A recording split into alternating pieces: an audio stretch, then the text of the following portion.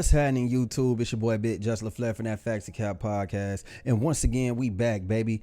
And Lil Durk is having a long-awaited appearance on $1 Million Worth of Game today at 4 o'clock. It's an exclusive interview. They usually drop on Sundays, but it's like a special edition because Durk drops tomorrow.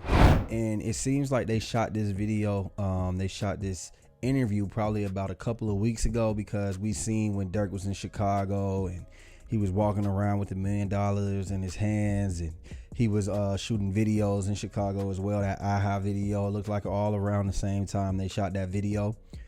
And one thing about Gilly and Wallo, man, they are good with connecting on their show with their young guests that come on the show. And that's the whole purpose of the podcast, $1 Million Worth of Game, where they giving the youngsters game, and you know, they help them out, and they just, you know, give them life advice and just through experiences. And I think the reason that they connect with everybody that comes on the show is because they have been through those trials and tribulations. You know, we have Gilly, who's been in the music industry, so he knows the ups and downs of the industry. He can relate on that level, and he was also in the streets. He's also been to college. You also got Wallo 267, who's done 20 plus years in prison.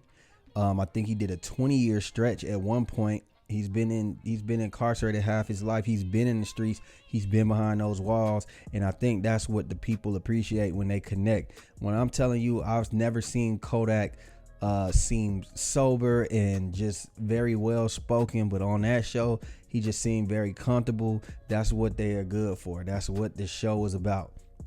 So this is the same show that shot a week before King Von died. It was his last interview, and it was also a gracious interview where literally they giving him game. They telling him about, you know, the way that you may be living and, you know, why you don't have to live like that. And unfortunately, Von, his time ran out a week after that.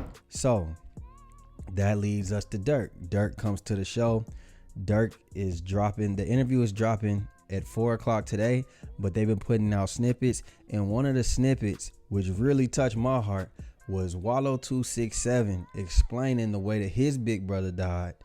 And he was saying that his brother died in the house that they grew up in his nanny's arm, and he was relating that to Durk because Durk has also lost a brother.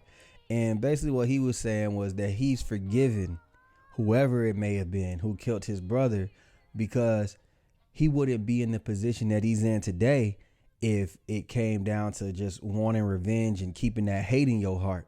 Now, I do understand that. We all know revenge is hard to just let go, especially when you lose a loved one. But he was definitely shedding tears behind this story and really pleading with Lil Durk, like, you don't have to, you know, you can let this go. You can let this go and be the best person you are in life.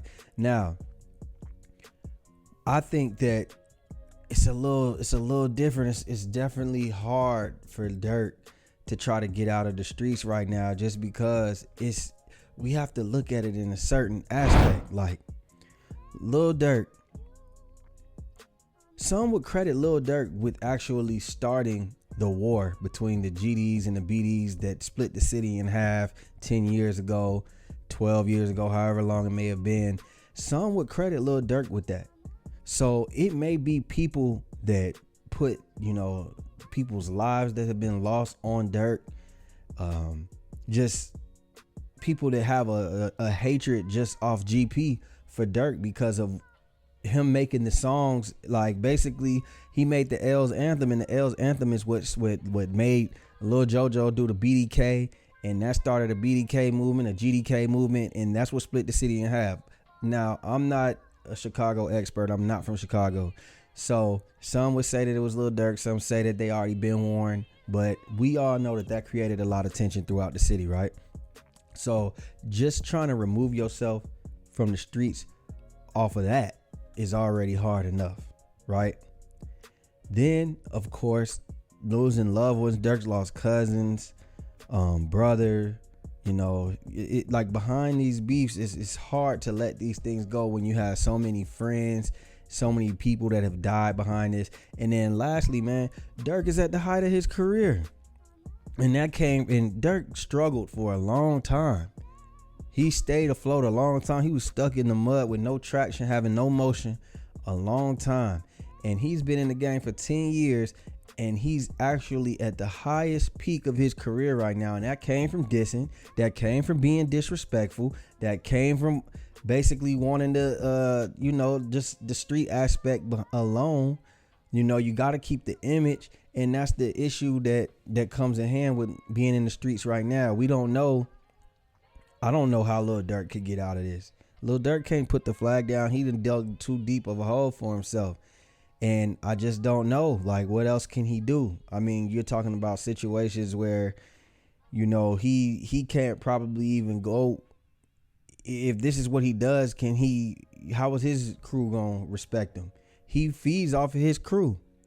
He feed a lot of people. His crew, you got to cut people off. I understand that. But Lil Durk, the thing about Lil Durk's career is he needs to be seen. People want to see you do that street shit. And that's how it is right now. That's what's hot in the industry is street shit. 4-5 years ago, it was colorful hair. It was weird shit, the Lil Pumps, the Tekashi 6ix9ine. But now it's time for real live street shit. And that's what Durk is. That's why motherfuckers like Durk, Youngboy, Kodak, 21, Baby, all these people are striving because that's what the people want to see. We want to see real street shit. ESTG, all them folks, Moneybag, those are the hottest rappers out right now. So I ain't gonna hold y'all.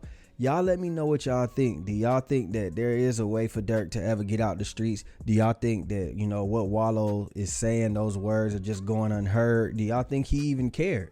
Because a lot of the times, I think that you got to be ready to get out the streets when you're ready to get out the streets. You can't nobody change your mind.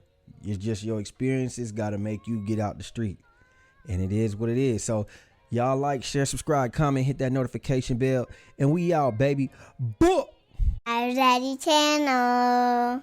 Subscribe for Daddy channel.